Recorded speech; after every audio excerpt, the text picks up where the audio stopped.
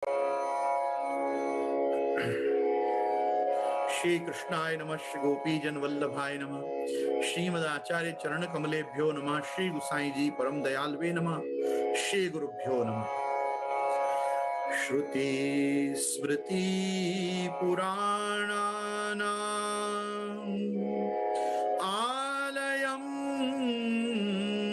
करुणालयम् नमामि भगवत्पादम् श्रीवल्लभं लोकवल्लभम्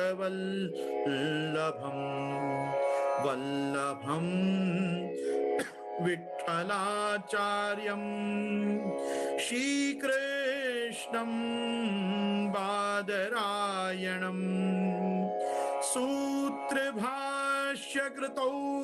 वन्दे भगवन्तव पुनः पुनः वल्लभाचार्य दिव्याज्ञा प्रतिभासर मुज्ज्वला दिगंत व्यापिनी भूया साई लोकहितैषिणी सर्वदेश दशाकाले अव्याहृत पराक्रमा वल्लभाचार्य दिव्याज्ञा वरदतामभिवर्धताम्। नत्वा श्री वल्लभाचार्यान् पुष्टिमार्गोपदेशकान् विठ्ठलेशान् गुरुन् स्तौमि बालकृष्ण मम प्रभुन्। श्री कृष्णाय नमः, श्री गुरुभ्यो नमः। उपस्थित समस्त प्रियजन, भगवदीयजन, वल्लभीयजन, मैं गोस्वामी गोविंद राय आपका हमारी इस प्रश्नोत्तरी के सत्संग क्रम में खूब खूब स्वागत करता हूं। आज 5 या 7 मिनट लेट आने के लिए मैं क्षमा चाहता हूं। मेरे खास करके फेसबुक के सभी मित्रों से और यूट्यूब पे हमको श्रवण करते सभी लोगों से मैं खास आग्रह करूंगा कि मैं आज 5-10 मिनट अधिक आपके साथ व्यतीत करना चाहूंगा, क्योंकि मैं आज 5 मिनट लेट प्रारंभ कर पा रहा हूं। हमारे साथ आज के जो प्रश्न हैं उनमें सबसे पहला प्रश्न है कि भगवान श्री कृष्ण गीता में आज्ञा करते हैं अर्जुन को कि सभी धर्मों को छोड़कर मेरी शरण में आ जा। तो शरणागति क्या धर्म नहीं है? पुष्टि मार्ग में शरणागति एक धर्म माना गया है, तो यह विरोधाभास क्यों? यहाँ पे ये जो प्रश्न है इसमें सुस्पष्टतया नीचे हमको श्लोक भी भेजा गया है। सो मैं एक बार पूर्ण रूप से इस श्लोक को भी मैं आप सभी के आगे वांचना चाहूंगा। सर्वधर्मान् परित्यज्य माम एकम शरणं व्रज अहम त्वा सर्व पापेभ्यो मोक्षयिष्यामि मा शुचः। ये भगवान का उपदेशात्मक वचन भगवत गीता में 18वें अध्याय में बहुत प्रसिद्ध वचन है। और वाल्मीकि रामायण और भगवत गीता ये दोनों ही ग्रंथों में शरणागति के और आत्मनिवेदन के ये दोनों ही चरम श्लोक वैष्णव संप्रदायों ने माने हैं। इनको लोग चरम श्लोक भी कहते हैं। जब विभीषण जी की शरणागति हुई तो विभीषण जी को राक्षस कुमार और रावण का भाई होने के कारण युद्ध नीति, कूटनीति और धर्म के भी दृष्टि से भगवान रामचंद्र जी के समस्त सलाहकार मंत्रियों ने मना किया कि आप इनको शरण मत लीजिए, क्योंकि इस समय पर जब युद्ध अपने माथे पे है और हमको पता भी नहीं है कि शत्रु का प्रदेश कैसा होगा, क्या होगा, वहां जाने पर हमारी क्या स्थिति होगी, पहले तो हम कैसे जाएंगे। और उसमें अगर आपके प्रधान शत्रु का भाई अगर आपको आके शरणागति मांग रहा है तो वो तो इस सेना में आके हमारा कुछ न कुछ अनिष्ट भी कर सकता है। तो रामचंद्र जी को जब सभी लोगों ने काफी मना किया, सलाह दी, अपने अपने ढंग से मंत्रणा दी, बुद्धिमान मंत्रियों ने, सुग्रीव के नल नील, सुग्रीव, अंगद, जामवंत आदि सभी ने, एक केवल हनुमान जी थे वो मौन थे, क्योंकि हनुमान जी विभीषण जी को जानते थे, वो विभीषण जी को मिल चुके थे, इसलिए अपना अभिप्राय राज्यसभा में उन्होंने बिना पूछे नहीं दिया। लेकिन जब सभी लोगों ने अपना अपना पक्ष भगवान रामचंद्र के सामने रखा तो रामचंद्र जी ने एक ही उपदेश दिया कि सकृदेव प्रपन्नाय तवास्मिति च याचते अभयम सर्वभूतेभ्यो ददाम्येतद् व्रतम मम, कि मेरा ऐसा व्रत है कि कोई भी व्यक्ति सकृदेव प्रपन्नाय, कोई भी एक आदमी ये अच्छा काम मेरे सामने आके करेगा कि केवल इतना मुझे कहेगा कि मैं तुम्हारा हूं, तवास्मिति च याचते, मैं तवास्मी, मैं तुम्हारा हूं, बस इतना मुझे अगर कोई व्यक्ति आके एक बार भी कहेगा तो अभय दान मैं उसको दूंगा, ये मेरा व्रत है और मैं इस व्रत को कभी भी तोड़ता नहीं। अर्थात रघुकुल रीत सदा चली आई, प्राण जाए पर वचन न जाई, मतलब मैं वचन दे चुका हूं, ये मेरा संकल्प है जीवन का। सक्रदेव प्रपन्नाय, प्रपन्न मतलब शरणागति की दृष्टि से, शरण भावना के साथ किसी ने भी आके मुझे एक बार भी कहा कि मैं तुम्हारा हूं, ऐसा करके यदि वो मेरी शरण में आ गया तो वो रावण भी क्यों ना हो, मैं एक बार तो उसको क्षमा करूंगा और उसको अभय दान दूंगा। तो तवास्मिति च याचते अभयम सर्वभूतेभ्यो, सर्वभूतेभ्यो, ये तो फिर भी विभीषण है, पर यदि रावण भी आ जाए तो मैं उसको भी अभय दान दूंगा एक बार तो, क्योंकि उसने मेरी शरण में आके मुझे कहा है मैं तुम्हारा हूं। अब देखो ऐसा है, यहां ये दो मतलब ये बहुत धर्मशास्त्रों के और विशेष करके भक्ति शास्त्र के, जैसे आप सब भी जानते हो कि श्री महाप्रभु जी ने भी अर्थोयमेव निखिलैरपि वेद वाक्यैहि रामायणैहि सहित भारत पांचरात्रैहि अन्यैष शास्त्र वचने सह तत्व सूत्रैहि निर्णीयते सहृदय हरिणा सदैव।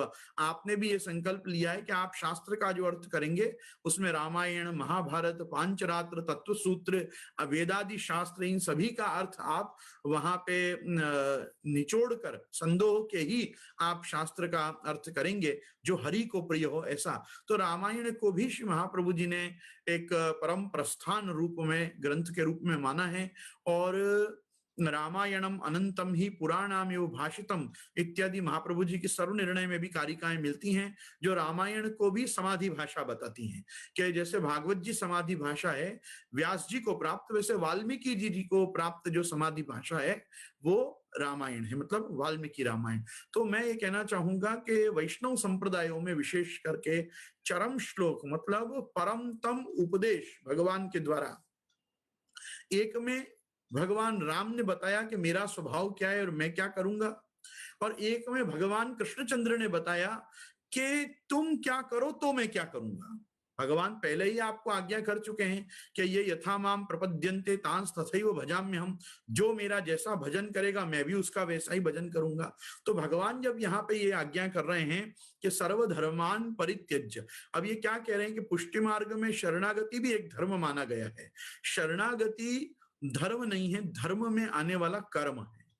शरणागति धर्म नहीं है, धर्म तो भक्ति धर्म है, पुष्टि धर्म है। तो पुष्टि भक्ति मार्ग जो एक धर्म है उसमें शरणागति एक कर्तव्य है, एक क्रिया है। शरणागति अपना धर्म नहीं है, अपन शरण प्रभु की लें कि न लें, गतिर भरता प्रभु साक्षी निवास शरणम सुहृत, ये तो प्रभु का अपना खुद का स्वरूप है। प्रभु सर्वदा ही समस्त जीव मात्र के अंतिम परम चरम शरण स्थान है। तो भगवान तो शरण स्थान है ही।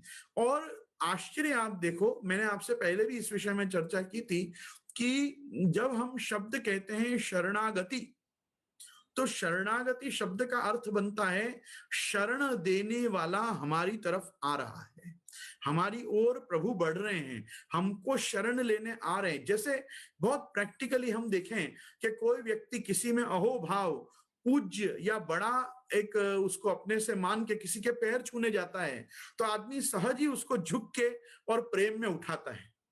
कोई भी व्यक्ति का आप चरण छूने जाओगे तो आपको सहज ही में वो आपको कंधे से कम पकड़ेगा और मतलब आपके समान अपने को जानता होगा तो कहेगा अरे अरे क्या कर रहे हो, पैर मत छुओ, अरे इसमें क्या हो गया, मतलब पैर छूने क्या बात, ऐसा करके उठाएगा। वो लाड़ में भी उठा सकता है, प्यार में भी उठा सकता है, उतना का उतना आपके प्रति वो भी आदर रखता हो करके वो आपको पकड़ सकता है। तो जैसे हम किसी के पैर छूने जाएं और वो हमको न छूने दे और हमको पकड़ के वापस उठाए और अपने गले से लगा ले, कुछ इस प्रकार की प्रक्रिया को हमारे यहाँ कहते हैं शरणागति।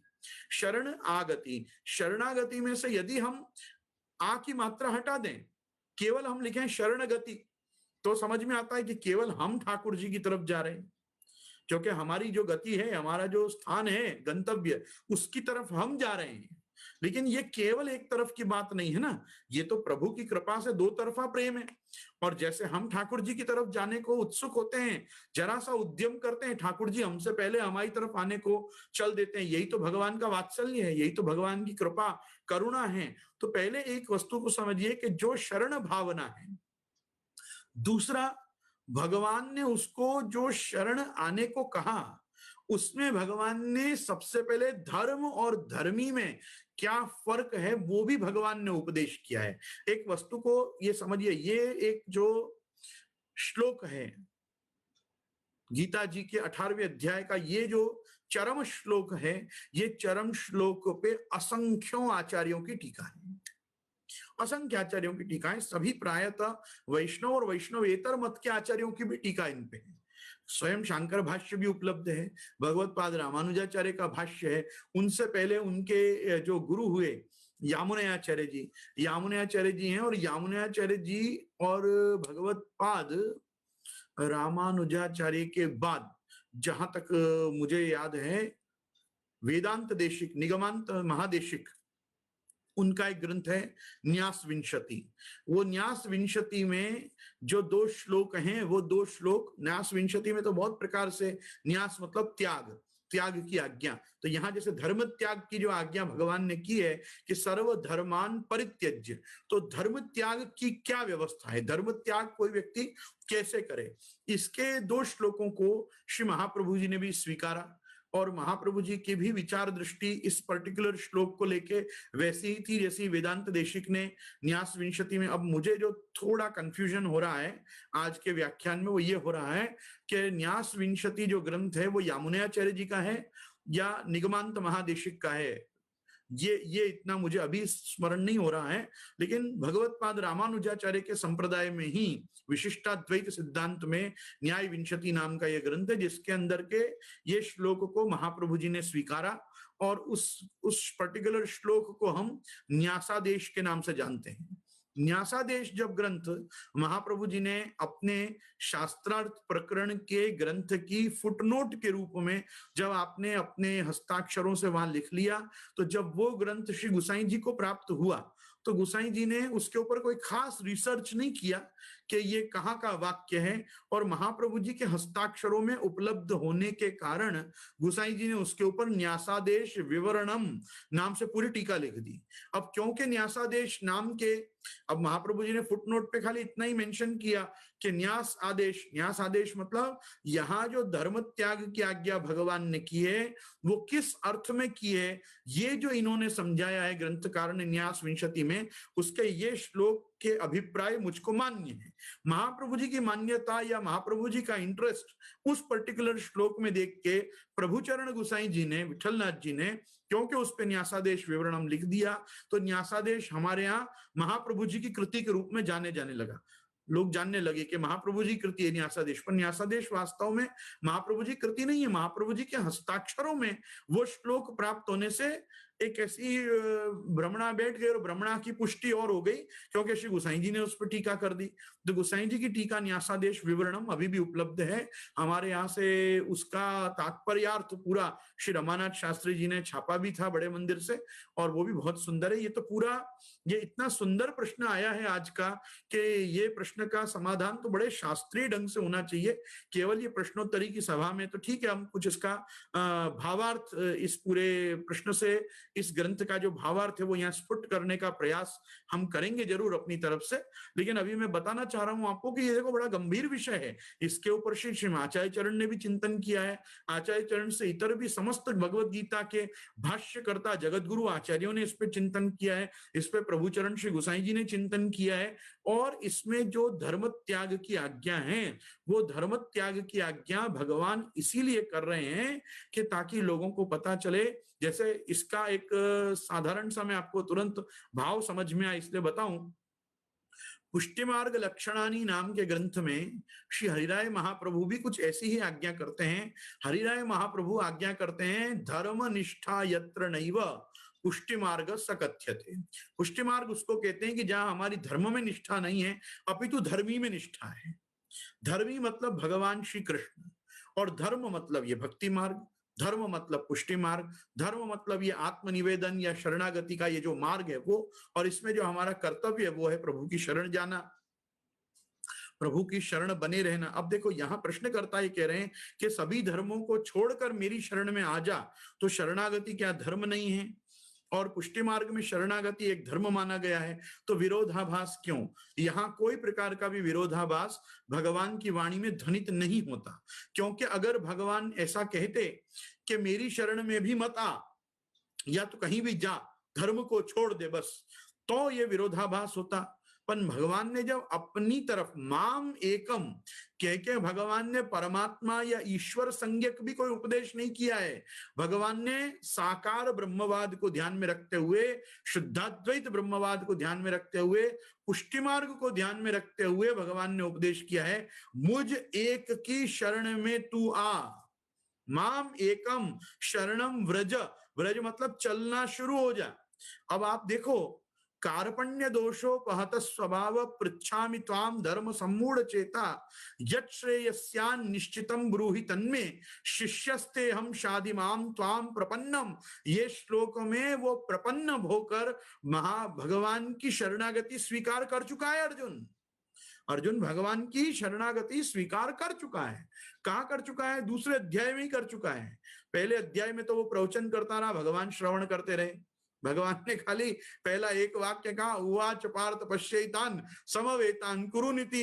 अब बोल अर्जुन बेटा क्या कहता है, मैं तेरे दोनों सेनाओं के मध्य में लाके मैंने रथ खड़ा कर दिया, अब बता बेटा तू क्या कहता है। अब वो बेटा तो शुरू हो गया और बाप बैठा बैठा सुन रहा है। तो भगवत गीता में पहले अध्याय में तो यही हुआ। दूसरा अध्याय जब शुरू हुआ, फिर भगवान ने पूछ लिया कुतस्त्वा कशमलमिदम विषमे समुपस्थितम, तो ये सब बात हुई, तो वो फिर शुरू हो गया। तब जब भगवान का उपदेश करना शुरू हुआ, तब भगवान ने भी उपदेश कब किया? भगवान राह देखते रहे, इसको पूर्ण रूप से प्रवचन कर लेने दो। जब प्रवचन कर करके इसकी बुद्धि कुंठित हो जाएगी, बुद्धि और विषीदंतम इदम वचः, जब और विषादग्रस्त ये हो जाएगा, जब इसकी बुद्धि काम करना बंद होगी, तब तो पूछेगा कि हे कृष्ण अब आप बताओ मैं क्या करूं। तो भगवान ने तब तक वेट किया, तब तक वो बोल लिया। बोल बोल के जब वो थक गए अर्जुन भैया, तब अर्जुन ने कहा कि कार्पण्य दोषोपहत स्वभाव पृच्छामि त्वाम धर्म सम्मूढ़ चेता। अब क्योंकि उसने कहा था कि इस समय मेरा धर्म क्या है, इसको समझने में मैं सम्मूढ़ हो गया हूं। सम्मूढ़ मतलब मेरी बुद्धि काम नहीं कर रही। देखो ऐसा है, भगवान ने पहले ही दो उपदेश बहुत गजब के गीता में कर दिए हैं, क्योंकि भगवान को छल्ले इस वाक्य को समझाना है, माम एकम शरणम ब्रज की ओर लाना है। तो भगवान ने सबसे पहला वचन क्या कहा? भगवान ने कहा अवजानन्ति माम मूढ़ा मानुषिम तनुमाश्रित। वो व्यक्ति महामूर्ख है जो मुझको मानुषी तन में आश्रित मानता है, मतलब मैं एक मनुष्य शरीर लेके आया हूं ऐसा जो मुझको देखता है, मुझको मानता है, वो आदमी मूर्ख है। तो फिर अर्जुन को प्रश्न होगा कि तो भगवान बताओ कौन मूर्ख नहीं है? तो भगवान ने उसका भी उत्तर दिया, यो मामेव असम्मूढ़ जानाति पुरुषोत्तमम। जो मुझे भगवान पुरुषोत्तम के रूप में देखता है वो असम्मूढ़ है, मतलब वो आदमी मूर्ख नहीं है। और मूर्ख कौन है? जो मुझे मनुष्य शरीर में मानता है। तो पहले भगवान को मनुष्य जाना है जिसने, वो व्यक्ति महामूर्ख है, और वो व्यक्ति परम बुद्धिमान है जो ठाकुर जी को पुरुषोत्तम भाव से देखता है, अक्षरादपि चोत्तम देखता है, मत्ता परतरम नान्यत किंचिद अस्ति धनंजय देखता है, और वो अजोपि सन्न व्यय आत्मा भूतानाम ईश्वरोपि सन प्रकृतिम साम्यधिष्ठाय संभवामि आत्म माया के रूप में देखता है। यदा यदा हि धर्मस्य ग्लानिर्भवति भारत अभ्युत्थानम अधर्मस्य तदात्मानं सृजाम्यहं परित्राणाय साधूनां विनाशाय च दुष्कृतां धर्म संस्थापनार्थाय संभवामि युगे युगे तो संभवामि अहम पोते भवामि।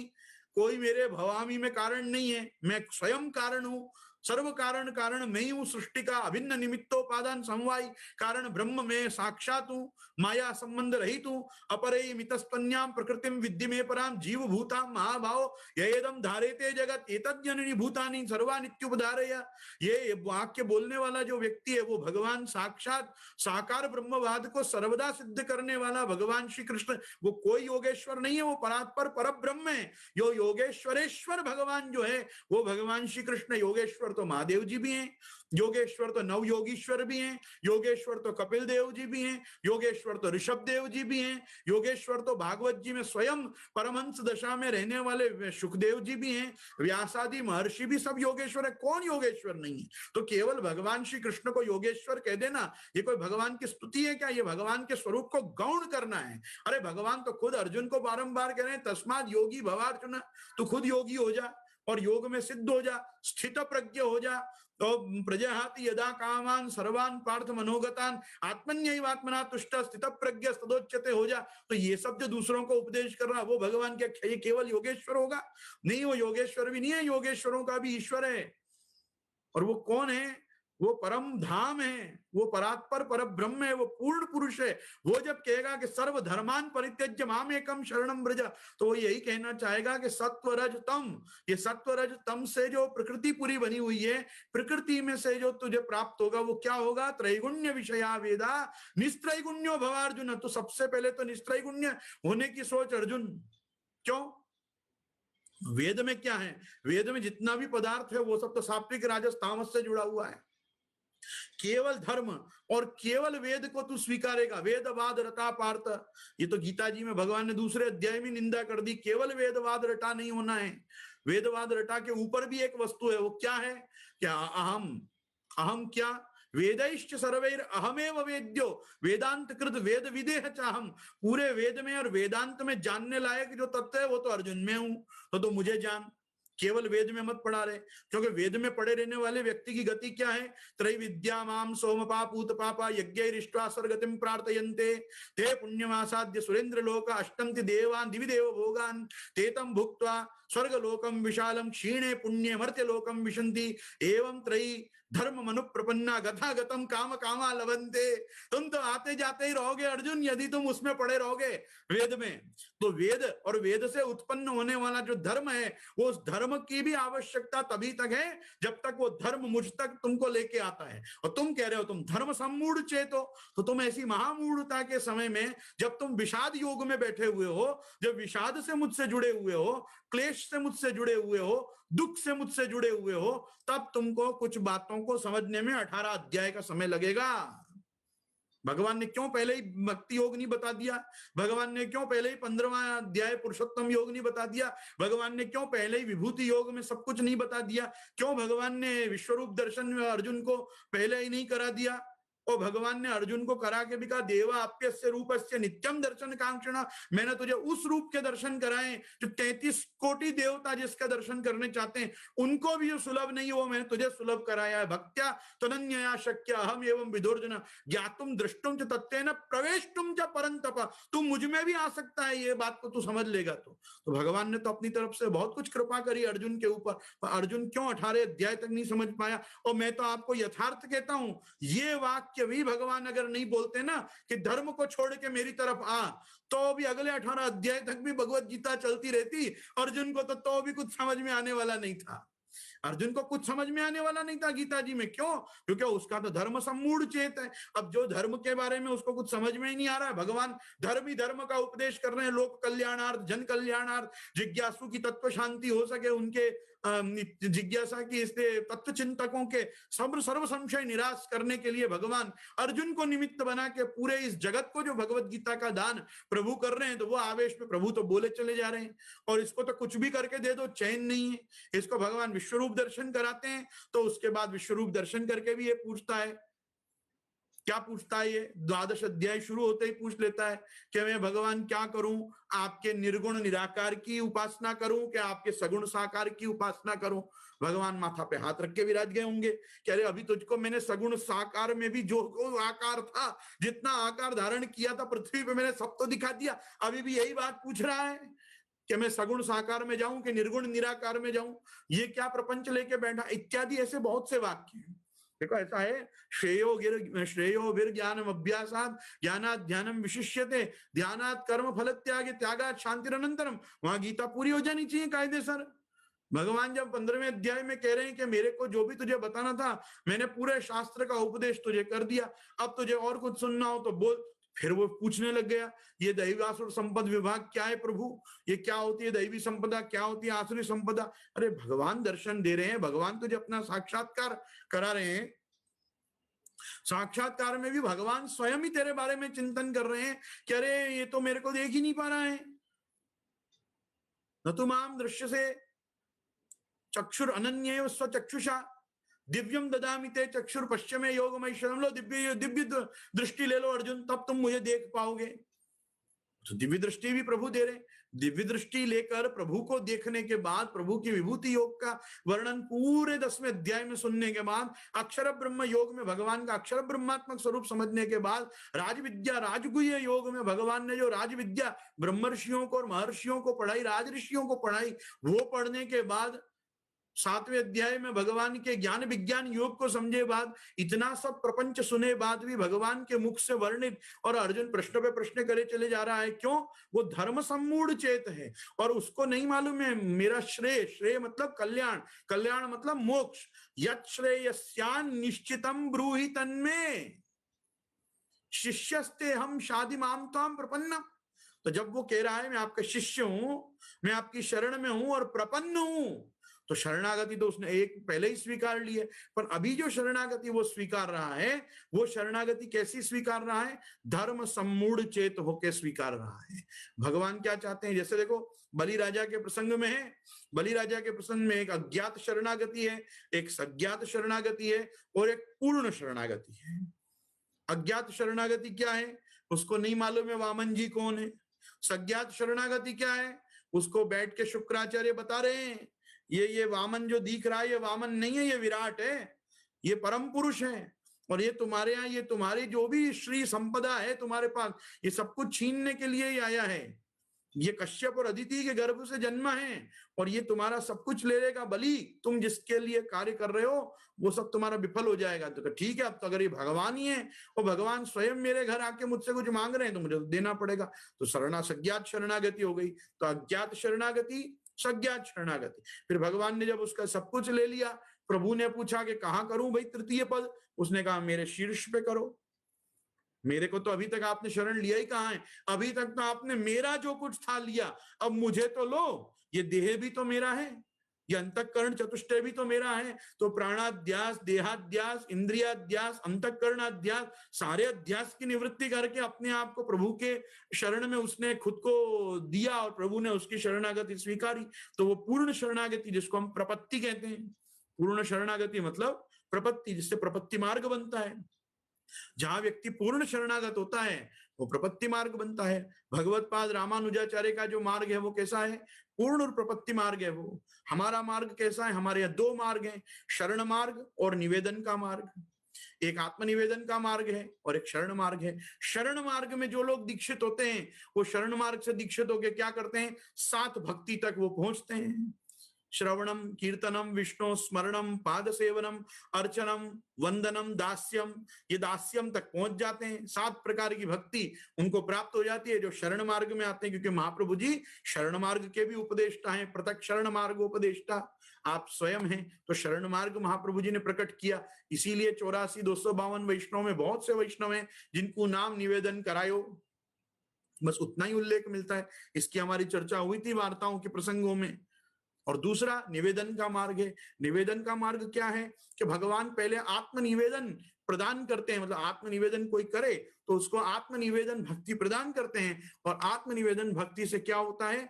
श्रवण से लेकर और सख्य पर्यंत की 8 भक्ति आत्मनिवेदनानंतर उसमें कल्टीवेट होती है, नर्चर होती है, प्रकट होती है, बढ़ती जाती है, वृद्धिंगत होती है, मतलब वो वृद्धि को प्राप्त होती है, पुष्पित होती है, फलित होती है, सब प्रकार से होती है। तो उसका जो भक्ति कल्प द्रुम जो है वो विकास कैसे प्राप्त करता है? वो आत्मनिवेदन के बाद करता है। इसमें प्रमाण क्या है? इसमें प्रमाण है भगवान का खुद का वाक्य उद्धव जी को, एवं धर्मैर मनुष्याणाम उद्धव आत्मनिवेदिनाम मयि संजायते भक्ति कौन्योर्थस्या विशिष्यते। अब तेरे को कौन सा अर्थ प्राप्त करना रह गया जिसने मेरी भक्ति प्राप्त कर ली? तो भगवान की भक्ति आत्मनिवेदन के बाद भी आती है। आत्मनिवेदन संस्कार मर्यादा मार्ग में 9वां सोपान है भक्ति का। भक्ति का अंतिम या 9वां सोपान जो है वो आत्मनिवेदन संस्कार है। तो वो हमारे यहाँ प्रथम सोपान है। पुष्टि मार्ग में 9वीं सीढ़ी पहली सीढ़ी है।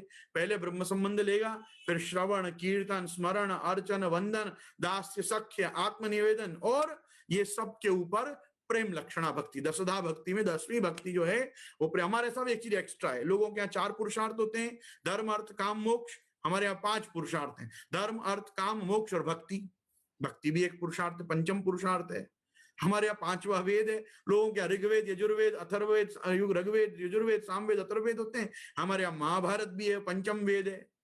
भागवत जी है, वो साक्षात पंचम वेद है। तो भागवत जी हुआ, महाभारत हुआ, ये पंचम वेद है। उसी प्रकार लोगों के नवधा भक्ति होती है, हमारे यहाँ दशधा भक्ति होती है, क्योंकि हमारे यहाँ 10वां भक्त भी होता है। हमारे यहाँ सात्विक, राजस, तामस आदि प्रभेदों से सात्विक, सात्विक, सात्विक राजस, राजस सात्विक तामस, राजस सात्विक, राजस राजस, तामस राजस सात्विक, राजस तामस, और तामस सात्विक, तामस राजस, तामस तामस, ऐसे 9, और 10वां निर्गुण। हमारे पुष्टि प्रवाह मर्यादा भेद से भी यही क्रम चलता है। पुष्टि पुष्टि, पुष्टि मर्यादा, पुष्टि प्रवाह, मर्यादा पुष्टि, मर्यादा मर्यादा, मर्यादा प्रवाह, प्रवाह पुष्टि, प्रवाह मर्यादा, प्रवाह प्रवाह, और 10वां फिर निर्गुण। तो निर्गुण भक्त हमारे यहाँ 10वां भक्त है। प्रभु की दशधा लीला है, हमारे यहाँ 10वां ही यह भक्ति का क्रम प्रेम लक्षणा भक्ति का क्रम है। इसलिए भगवान इस प्रेम लक्षणा भक्ति के मार्ग को भी अपनी विचार दृष्टि में रख के भगवत गीता में जब उपदेश चरम श्लोक का करते हैं, तो चरम श्लोक का भगवान अपने 17 अध्यायों में किए हुए उपदेशों को ध्यान में रखते हुए भगवान विचारते हैं कि मैं गत 17 अध्यायों से, और 18वां अध्याय भी तो पूरा ही हो चुका है, ये उपसंहार का श्लोक है, तो ये पूरे 18 अध्याय में मैंने इसको धर्म ही धर्म का उपदेश किया, तो भी इसको धर्म समझ में नहीं आ रहा है। तो सबसे पहले धर्म से मैं क्या हूं, मुझे अपने आप को अलग करना पड़ेगा, ताकि इसको ये समझ में आए अर्जुन को कि धर्म मुझ तक आने का एक मार्ग है। लेकिन मेरी बात को ध्यान से सुनना, धर्म मुझे प्राप्त करने का एक मार्ग है, लेकिन अगर धर्म किसी को मुझ तक आने में सहायक न होता हो, तो धर्म को छोड़कर भी मेरे प्राप्ति की कामना, मेरे प्राप्ति की अभिलाषा और मेरे प्राप्ति की वांछा जीव में होनी चाहिए। तो उसके लिए एक स्वतंत्र मार्ग है, मेरी स्वतंत्र शरणागति, क्योंकि मैं सर्वतंत्र स्वतंत्र हूं। मैं केवल, मैं ये वैदिक तांत्रिक दीक्षार्चनादि विधिभिर अस्पृष्ट्वा रमते, ये जो मैं हूं वो मैं हूं। न रोधयति माम योगो, न सांख्य धर्म उद्धव, न स्वाध्याय तपस्त्यागो, निष्ठा पूर्तम न दक्षिणा। मेरे को कोई चीज वश में नहीं कर सकती है। तो भगवान ने ये चीज जो बार बार उपदेश गीता में और भागवत जी में किया है कि साधनों से मैं प्राप्त नहीं होता हूं, तो वो साधनों से प्राप्त क्यों नहीं होते हैं? क्योंकि भगवान यमे वैश्य वृणुते तेन लभ्य हैं। क्योंकि भगवान जिसका वर्ण करना चाहते हैं प्रभु उसी का वर्ण करते हैं। भगवान जिसको शरण में आया देख के अपनी शरणागति का दान करना चाहते हैं, प्रभु उसको शरणागति का दान करते हैं। आपको याद है, मैंने कुछ सत्संग के पूर्व आपसे ये वार्ता की थी कि अपने को जीव मात्र को इतना अहंकार है, अकारण अकारण, अपन इतने लघु हैं, अल्प हैं, अणु हैं, सूक्ष्म हैं, तो भी अपन को इतना अहंकार है। अपन ऐसा सोचते हैं, हूं कंठी लेवा जाऊं छू, हूं ब्रह्म समन लेवा जाऊं छू, हूं ठाकुर जी पुष्टावा जाऊं छू। अरे तुम नहीं जाओ छो, तुम्हारा समय आ गया है, तुम्हारा अब कंठी लेने का समय आ गया है, तुम्हारा अब ब्रह्म संबंधी होने का समय आ गया है, तुम्हारे माथे अब ठाकुर जी विराजने का समय आ गया है। करके तुम्हारे हृदय में वो स्फूर्णा, वो प्रेरणा, वो अंतःकरण में वो सबलता प्रभु ने प्रदान की है कि हाँ अब तू आ और मेरे नाम को श्रवण कर, अब तू आ और अपना आत्मनिवेदन मुझको समर्पण कर, अब तू आ और मेरे रूप को पधरा के ले जा, अपने घर में प्रतिष्ठा कर और मेरी सेवा कर। पर अपन जीव दशा में बैठे बैठे यही सोचते रहते हैं, हवे मैं हूं विचारू छू कि हवे हूं ब्रह्म संबंधी थई जाऊं। ओ बड़ी कृपा हो रही है तुम्हारी पुष्टि मार्ग के ऊपर, और तुम हो कौन? तुम ठाकुर जी के सामने क्या हो, तुम आचार्य चरण के सामने क्या हो, तुम श्री यमुना जी गिरिराज जी के सामने क्या हो? ये संकल्प तो वो लेंगे, ये तो ब्रजभक्त लेंगे, गोपीजन लेंगे संकल्प कि हाँ हमारे मार्ग में अब इसको लाना कि नहीं लाना। और आने देना कि नहीं आने देना, कब आने देना, कौन से समय जीवन के इसके वो समय आएगा कि जब ये हाथ में तुलसी जी लेके और महाप्रभु जी के वंशजों की साक्षी में ये बात बोलेगा कि प्रभु मेरा जो कुछ है वो आज से आपका है और आपसे ज्यादा मेरा और कोई भी नहीं है, और ये सब कुछ जो भी कुछ जिसको मैं और मेरा मानता हूं ये मैं सब आपको देता हूं, ये जो और मैं आपका हूं, ये जब तक वो नहीं बोलेगा तब तक कैसे सब कार्य सिद्ध होगा, आप बताओ। अरे आपको चाहे आप रजिस्टर्ड मैरिज करो कि आप कोई भी ढंग से विवाह करो, आपको कहीं ना कहीं किसी ना किसी के आगे तो स्वीकारना पड़ेगा ना, हाँ कबूल है कबूल है कबूल है, वो तो स्वीकारना ही पड़ेगा कि हाँ मेरे को ये पत्नी के रूप से ग्राही है, या ये मुझे पुरुष रूप में मैं इसका वर्ण करती हूँ या करता हूं, तब जाके सब कार्य होगा। और भगवान मार्ग में ही आके तुमको ऐसा लगता है कि हूं शरण जाऊं चू, हूं ब्रह्म संबंधी थाऊं चू, तो ये गलत बात है, ऐसा कभी नहीं होता है। दैवज्ञेन गुरोर अनुग्रह वशात जाता प्रपत्तिर यदा ही है, जब तुम्हारा समय आएगा, दैव योग आएगा जब, और जब गुरु का अनुग्रह होगा तब प्रपत्ति सिद्ध होगी, तब शरणागति और आत्मनिवेदन सिद्ध होगी। ये वाले जो चरम श्लोक का वाक्य है, इस चरम श्लोक में भगवान आज्ञा कर रहे हैं सर्व धर्मान परित्यज्य। अब देखो वेद शास्त्र ये किसके लिए हैं, प्रभु के लिए हैं। किसने बनाए हैं, प्रभु ने बनाए हैं मतलब प्रभु इसका प्रतियुग प्रवर्तन करते हैं, प्रतिस्थापन करते हैं। धर्म संस्थापनार्थाय संभवामि, तो जिस धर्म की संस्थापना के लिए प्रभु आए हैं उस प्रभु से ज्यादा महत्व यदि कोई व्यक्ति धर्म को दे दे, मतलब घर विरासते ठाकुर जी की प्रसन्नता से ज्यादा कोई व्यक्ति अपरस का चिंतन करे, तो क्या वो सही है? नहीं, ठाकुर जी की प्रसन्नता ज्यादा आवश्यक है कि तुम्हारी मेण मर्यादा ज्यादा आवश्यक है। अपन को क्या लगता है मेण मर्यादा किसके लिए है, ये अप्रसादी किसके लिए है? ये तो प्रभु की प्रसन्नता के लिए तो है। इसलिए आचारो परमो धर्म, अरे परमो धर्म न तो आचार विचार मात्र अपितु का परम धर्म भगवत प्रसन्नता भगवत संतोष परमो धर्म। तो वो बात को जो नहीं समझ रहा है, वैसे ही अर्जुन भी यहाँ बैठा बैठा ये बात से कंफ्यूज हो रहा है। आप कह रहे हो कि धर्म मार्ग पे बना रहे और धर्म का कार्य कर, अब धर्म कार्य करने में आप क्या आज्ञा कर रहे हो? हतो वा प्राप्स्यसि स्वर्गम जित्वा वा भोक्ष्यसे महिम तस्माद् उत्तिष्ठ कौन्तेय युद्धाय कृतनिश्चय, ये आज्ञा कर रहे हो। आप क्या आज्ञा कर रहे हो? सुख दुखे समय कृत्वा लाभा लाभो जया जयो ततो युद्धाय युञ्जस्य नैवं पापमवाप्स्यसि। अरे आप मुझे यह आज्ञा कर रहे हो मया हता निहिता में पूर्वे निमित्त मात्रम भव सभ्य साचिन, मैंने इन सबको पहले ही मार दिया है, तू कम से कम निमित्त तो बन। तो वो तो बात उसके समझ में ही नहीं आ रही है। जब कोई बात जीव के समझ में धर्म की दृष्टि से धर्म का उपदेश करते हुए न आए, तब भगवान को अपने परम धर्म रूप शरणागति के मंत्र का दान करना ही पड़ता है। शरणागति प्रपत्ति और आत्मनिवेदन का मार्ग बताना ही पड़ता है। अब आप खुद देखो, कलयुग आया, कलयुग के साथ आके धर्म दया तितिक्षा अहिंसा आदि जितने भी धर्म के 10 गुण लक्षण थे, धर्म के 10 लक्षण है ना, धृति क्षमा दमोस्तेयम शौच इंद्रिय निग्रह धीर विद्या सत्यम क्रोधो दशकम धर्म लक्षणम, ये 10 में से 8 लक्षण तो इवेपोरेट हो गए कलयुग के आते ही। और जब ये सब इवेपोरेट हो गए और क्या बचा? दान मेकम कलौ युगे, एक खाली दान रूपी धर्म जब बच गया, तब भगवान ने क्या विचार किया? ओ अब तो धर्म के मार्ग पे चलने के लिए मैं लोगों को कह रहा हूं, धर्म ही नहीं है तो ये किस मार्ग पे चलेंगे? तो जब धर्म ही नहीं परिलक्षित हो रहा है, धर्म की परिभाषा ही जब लोग नहीं समझ पा रहे हैं, धर्म के स्वरूप का परिज्ञान और धर्म की सूक्ष्म जो परतें हैं उनसे लोग धर्म का और धर्माग्र दर्शनम नहीं कर पा रहे हैं, तो ऐसी स्थिति में उनको एक सरल स्वच्छंद निष्कंटक मार्ग प्रशस्त करना पड़ेगा, और वो मार्ग है शरणागति का। तो जब भगवान कह रहे हैं कि सर्वधर्मान परित्यज्य, तो आप देखो इसमें भी आप ये 16 अक्षर में से 8 अक्षर एक तरफ धर दो, तो 8 अक्षर में क्या बता? माम एकम शरणम ब्रज, 1 2 3 4 5 6 7 8 अक्षर एक तरफ हो गए।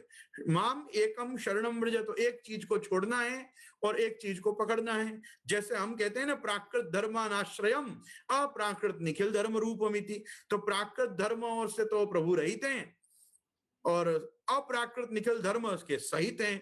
तो उसी प्रकार जो धर्म तुझको मेरी तरफ आने में रोक रहे हो, अभी क्या रोक रहे हैं कि भाई पिता पितृतुल्य गुरु तुल्य और अपने ज्येष्ठ भ्रातृतुल्य लोगों का मैं हनन कैसे करूं, मैं इन सबको कैसे मारूं, गुरु न हत्वा ही महानुभावान श्रेयो भोक्तुम भैक्षमपि लोके। ये जब ऐसा विचार मनुष्य को आ रहा है तो क्या आ रहा है, कार्पण्य दोषोपहत स्वभाव आ रहा है, और उसके कारण क्या हो रहा है, उसकी बुद्धि ऐसी प्रकट हो रही है कि वो अनार्य जुष्टम अस्वर्गम अकीर्तिकरम अर्जुन। अब जो विचारधारा उसकी चल रही है धर्म सम्मूढ़ चेत होने के कारण, वो कैसी चल रही है, पहले तो अनार्य दृष्टि है, अस्वर्गम है, ये दृष्टि से तो वो स्वर्ग भी नहीं जाएगा, मुझ तक क्या खाक पहुंचेगा, नहीं पहुंच पाएगा। तो अनार्य जुष्टम अस्वर्गम और अकीर्ति कर्म अर्जुन, लोक में भी कीर्ति नष्ट हो जाएगी अर्जुन की, कि अर्जुन तो युद्ध छोड़ के भाग गया। वो कह रहा भिक्षम अपीय लोके, मैं तो भिक्षा के अन्न पे रह लूंगा। अरे भिक्षा के अन्न पे ब्राह्मण रहता है कि क्षत्रिय रहता है? छात्र धर्म में होने के कारण क्षत्रिय का धर्म क्या है, भिक्षा के अन्न पे जीना। अरे तुम परंतप हो, तुमने तपस्या करके अग्नि को पराभूत कर लिया, तुमने निद्रा को जीत लिया, सदैव स्वर्गारोहण कर लिया।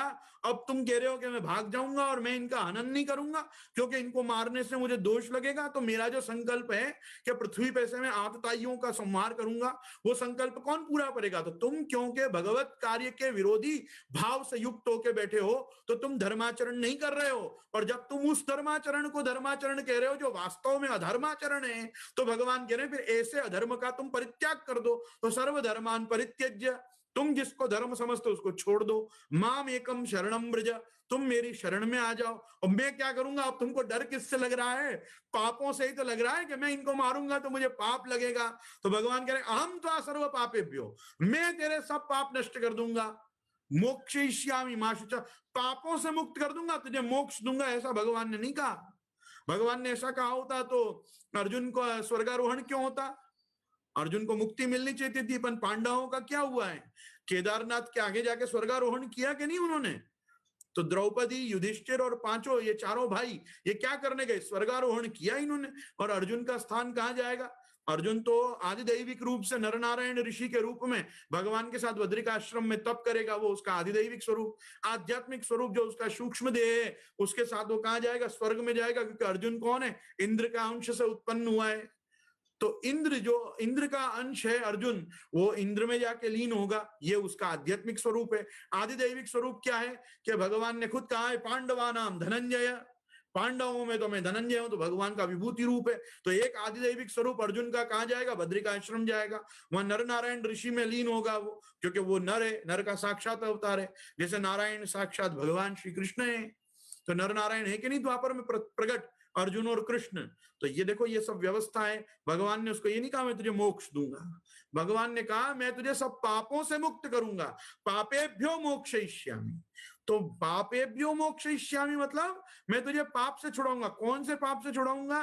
जिसको लोक दृष्टिया तू मानता है कि इन सब दुष्टों को, जो ऐसे ही अधर्म पक्षपाती हैं, इन अधर्म पक्षपातियों के साथ। अब तुमने तो पहले खुद नहीं कहा था धृतराष्ट्र से दुर्बुद्धे युद्धे प्रिय चिकीर्षवा।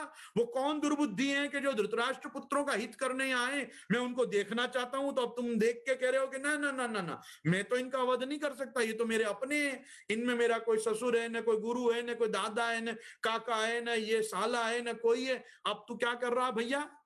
अब तो पीछे भाग रहा है। तो ये जो अनार्य जुष्टम अस्वर्गम कर्म है, ये इससे तुझे छुड़ाना पड़ेगा। ये अकीर्ति कर्म अर्जुन है। तो ऐसा अर्जुन तो होता नहीं। अर्जुन तो कैसा होता है? अर्जुनस्य प्रतिज्ञे द्वे न दैन्यम न पलायनम। ना मैं उसको दीनता करूंगा उसके ऊपर, ना उसको भागने दूंगा, मैं तो उसको मार दूंगा।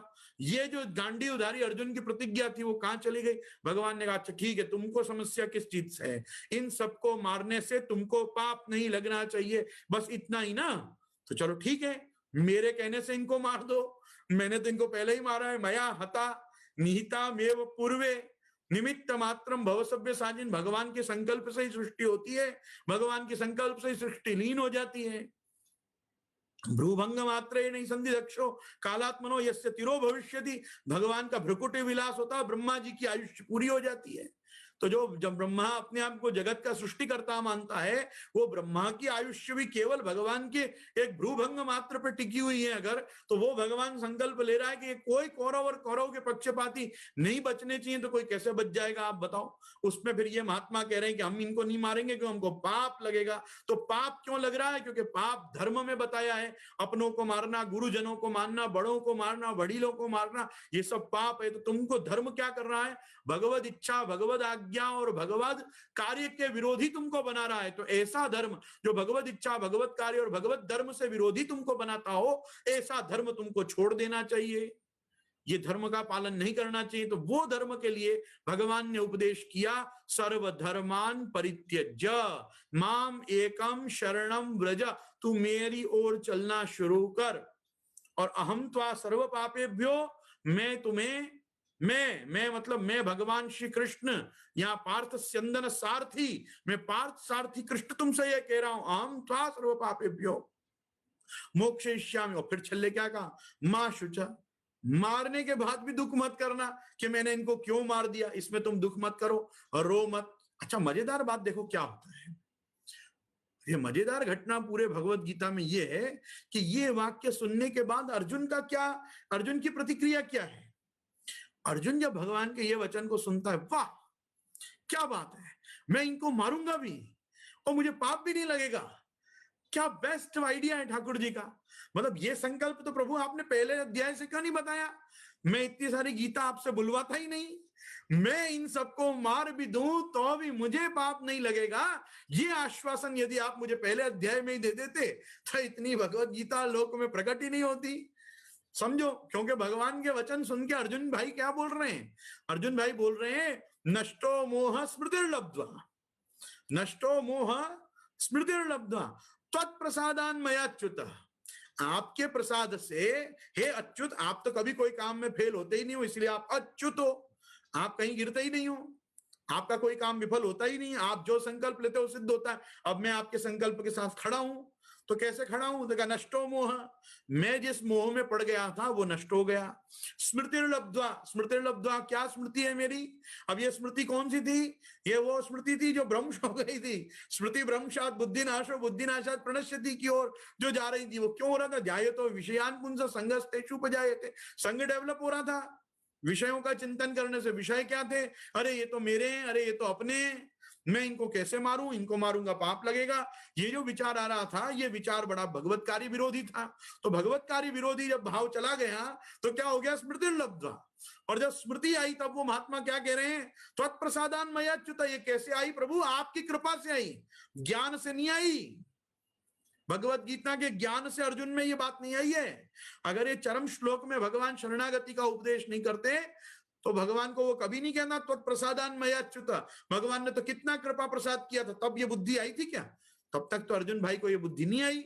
अर्जुन जी को ये बुद्धि कब आ रही है, जब वो भगवान के ये वचन को सुन रहे हैं कि धर्म को छोड़ मेरी शरण में आ, मतलब धर्म से भी विशिष्ट मैं हूं धर्मी, तो धर्मी विशिष्ट भगवान की शरण में जब तू जाएगा तब क्या होगा, भगवान तेरे को कोई भी पाप नहीं लगने देंगे, लगे होंगे तो छुड़ा देंगे, और पाप से छूटने के बाद, निष्पाप होने के बाद, अनग होने के बाद तुम भगवान के जैसे हो जाओ, मतलब निर्दोषम ही समम ब्रह्म, ये भी गीता जी का ही सिद्धांत है ना, निर्दोषम ही समम ब्रह्म, योग कर्मसु कौशलम समत्वम योग उच्यते, तो समता आ जाएगी। तो वो ये योग का प्रभाव क्या है, ये कृपा योग का प्रभाव है, ये अनुग्रह योग का प्रभाव है, ये पुष्टि योग का प्रभाव है, तो वो खुद स्वीकार रहे हैं। तत्प्रसादान मयाच्युत, ये तो आपकी कृपा का प्रसाद है।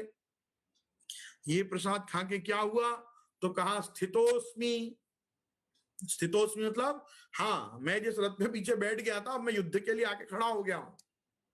स्थितोस्मि गत संदेह, मेरे जितने भी संदेह थे, संदेह किसमें थे, भगवान के सामर्थ्य में थे क्या, नहीं, धर्म संबंधी थे। भगवान के सामर्थ्य पे तो अंश मात्र भी उसको संदेह नहीं था, तभी तो विषाद योग बना रहा।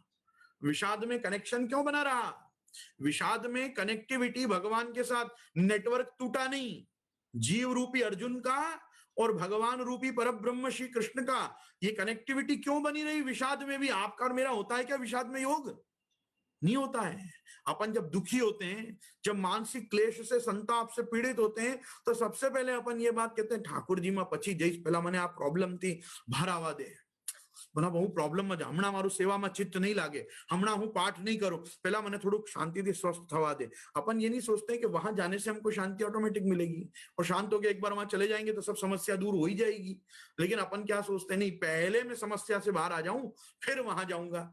लेकिन अर्जुन ऐसा नहीं कर रहा है। अर्जुन क्या कह रहा है, मैं तो कहीं नहीं जाऊंगा, मैं यहीं बैठा हूं, अब आप बताओ मैं क्या करूं। तो वो जो स्थितोस्मि गत संदेह, यहां तक भी बात पूरी नहीं हुई। अब वो कह रहा है करिष्ये वचनम तव, अब मैं वो करूंगा जो आपने कहा है। तो भगवान ने क्या कहा था, मेरी शरण में आए, तो क्या वो शरण गया? नहीं, उसने भगवत तात्पर्य को समझा कि भगवान कह रहे हैं कि इस समय मैंने प्रतिज्ञा ली है कि मैं शस्त्र नहीं उठाऊंगा, तो मेरी तरफ से तू शस्त्र उठा और इन सबका संहार कर। क्योंकि अभी इस समय पे ये असुर असुर निकंदन मुझे करना ही है, और ये आसुरी सृष्टि ही है। क्योंकि ये धर्म के स्वरूप को नहीं समझ रहे, ये मेरे स्वरूप को नहीं समझ रहे। ये धर्म संस्थापना के लिए युधिष्ठिर का राज्याभिषेक कितना जरूरी है, इस बात को ये लोग नहीं समझ रहे। ये धृतराष्ट्र पक्षपाती हैं, धार्तराष्ट्र, ये दुर्योधन आदि सभी के पक्षपाती हैं, और ऐसे में जो जाके खड़े हो गए हैं, इन सबका संहार ही इस समय कर्तव्य है। तो स्थितोस्मि गत संदेह करिष्ये वचनम तव, अब तू वो कर जो मैं चाहता हूं, ना कि मैं जो कह रहा हूं। क्योंकि जो भगवान ने कहा वो तो कैसे सिद्ध होगा, शरणागति कैसे सिद्ध होगी कि बस भगवान ने जो कहा है कि तुम ऐसा करो, वो व्यक्ति करने लग जाए, तो वो भगवान के कार्य में सिद्ध हो गया, स्थित हो गया।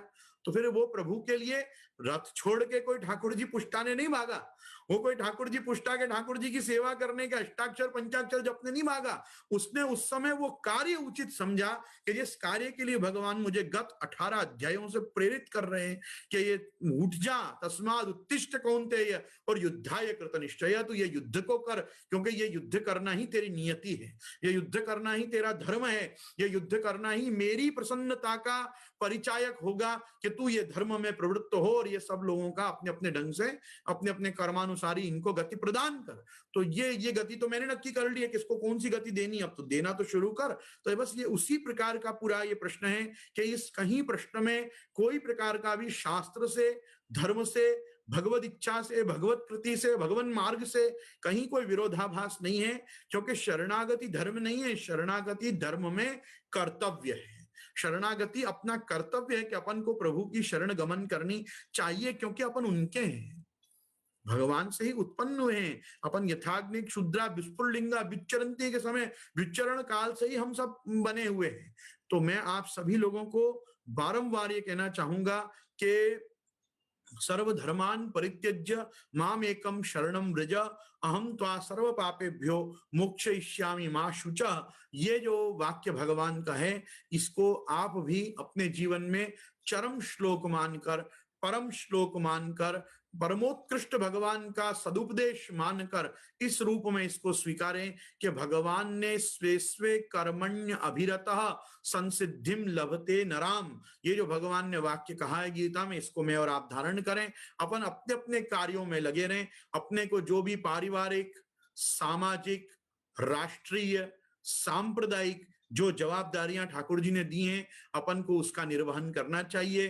अपन परिवार के एक अभिन्न अंग हैं, अपन समाज के एक अभिन्न अंग हैं, अपन राष्ट्र के एक अभिन्न अंग हैं, अपन धर्म और संप्रदाय के भी एक अविभाज्य अभिन्न अंग हैं। अपने को इन सब के प्रति जो अपनी अपनी ड्यूटी है, मतलब कर्मणेव ही संसिद्धिम आस्थिता जनकादयः, कर्म मात्र से भी संसिद्धि को जनक आदि राजर्षि राजाओं ने प्राप्त किया। ऐसा कर्मणेव ही संसिद्धिम आस्थिता जनकादय, ये बात कह के भगवान ने कर्म, ज्ञान, भक्ति और योग, ये चारों मार्ग को प्रकट करके भगवत गीता में बताया है कि अपनी अपनी पात्रता, अपनी अपनी अधिकार के अनुसार निष्काम कर्म मार्ग से, भगवत प्रियत्व संपादन करते ज्ञान मार्ग से, भगवत कार्य सिद्ध करते भक्ति मार्ग से, और भगवत तादात्म्य सिद्धि कारक योग मार्ग से भी प्रभु की ओर जाया जा सकता है। श्रेयोभिर ज्ञानम अभ्यासाद ज्ञानात् ध्यानम विशिष्यते, ध्यानात् कर्म फल त्याग, त्यागात् शांतिरनंतरम। इसी के साथ मैं भी इस श्लोक का उपसंहार करते हुए इस प्रश्न का इतना ही कहना चाहूंगा कि भगवान ने जैसा आज्ञा उद्धव जी को भी की कि नृणाम श्रेयो विदित सया ज्ञानम कर्मम च योगम च, मैंने 3 मार्ग बनाए हैं, कर्म योग, ज्ञान योग और भक्ति योग, ये 3 मार्ग मैंने बनाए हैं उद्धव, तो तुम इन तीनों मार्ग में से किसी के भी द्वारा मुझे प्राप्त हो सकते हो। हमारा सौभाग्य है कि हम भक्ति मार्ग में हैं। भक्ति मार्ग में आदमी को एक प्लस पॉइंट ऑटोमेटिक है। क्या प्लस पॉइंट है कि भक्ति के 2 पुत्र हैं, ज्ञान और वैराग्य। तो वैराग्य अपने साथ रहेगा तो अपन निष्काम ही कर्म करेंगे, और ज्ञान अपने साथ रहेगा तो अपन भगवत विषय ज्ञान को जल्दी प्राप्त करेंगे। आत्मबोध भी हमको जल्दी होगा, भगवत बोध भी हमको जल्दी होगा। तो भक्ति अपने दोनों इन पुत्रों के साथ ही आती है। तो भक्ति आ रही है तो ज्ञान और वैराग्य को साथ में लाएगी। अगर आप भक्ति मार्ग पे ही चल रहे हैं, अगर आप शरण मार्ग, प्रपत्ति मार्ग, आत्मनिवेदन के इस मार्ग पे ही चल रहे हैं, तो अब केवल महात्म ज्ञान पूर्वक सुदृढ़ सर्वतोधिक स्नेह प्रभु में डेवलप करना जरूरी है। तो केवल उस चीज के लिए लगिए। महात्म ज्ञान होने पर ऐसे सब संशय उत्पन्न ही नहीं होते, और महात्म ज्ञान सुदृढ़ होने पर भिद्यते हृदय ग्रंथि, छिद्यन्ते सर्व संशयः, क्षीयन्ते चास्य कर्माणि, तस्मिन् दृष्टे परावरे। अपने आप सिद्ध होता है कि अपने सारे जो हृदय में ग्रंथियां हैं वो खुल जाती हैं, सारे संशयों का निराश हो जाता है, और उस चीज के दर्शन हो जाते हैं जो वास्तव में अपने भीतर ही विराज रही है। तो जो प्रत्यगात्मा होकर प्रत्येक जीव को अपने अंतरात्मा में विराजते अंतर्यामी ब्रह्मस्वरूप भगवान श्री कृष्ण को देखना चाहिए। वो कृष्ण ही अपने यहाँ ठाकुर जी के रूप में बाहर सेवा में विराजते हैं। वो ही इस चराचर सृष्टि के अणु मात्र में भी सर्वव्यापी होके विष्णु रूप से विराज रहे हैं। तो भगवान तो सर्वम खलु इदम ब्रह्म है। तो वो सर्व में है, सर्वनियंता है और सर्व के नियामक हैं। तो ऐसी स्थिति में अपन सब उनको नमस्कार करें। और ये गोवर्धनधर जिन्होंने योगेश्वरेश्वर होकर भगवत गीता का उपदेश यहाँ पे मध्य महाभारतम, तो पार्थाय प्रतिबोधिताम भगवता नारायणेन स्वयं व्यासेन ग्रथिताम पुराण मुनिना मध्य महाभारतम। आज बड़ा सौभाग्य रहा कि अपने को भगवत गीता के इस श्लोक के सत्संग का सौभाग्य श्री ठाकुर जी ने और बड़े ने गुरुजनों ने अपने को दिया। तो आइए अपन सब ठाकुर जी से आश्रय की प्रार्थना करें और आज अपने इस सत्संग का अपन यहाँ पे संपूर्णता की ओर ले जाएं। गोवर्धन की रही ये तरेटी, श्री गोवर्धन की रही ये नित्य प्रति मदन, गोपाल लाल के चरण कमल चित लइए तरेटी, श्री गोवर्धन की रही तन पुलकित ब्रज रज में लोटत, गोविंद कुंड में नहीं रसिक प्रीतम हित चित की बातें, श्री गिरधारी जिसो कई ये तरेटी, श्री गोवर्धन की रही। श्री गोवर्धन नाथ की जय। श्याम सुंदर श्री यमुने महारानी की जय। श्री वल्लभाधीश की जय। श्री गुसाई जी परम दयाल की जय। आज के आनंद की जय।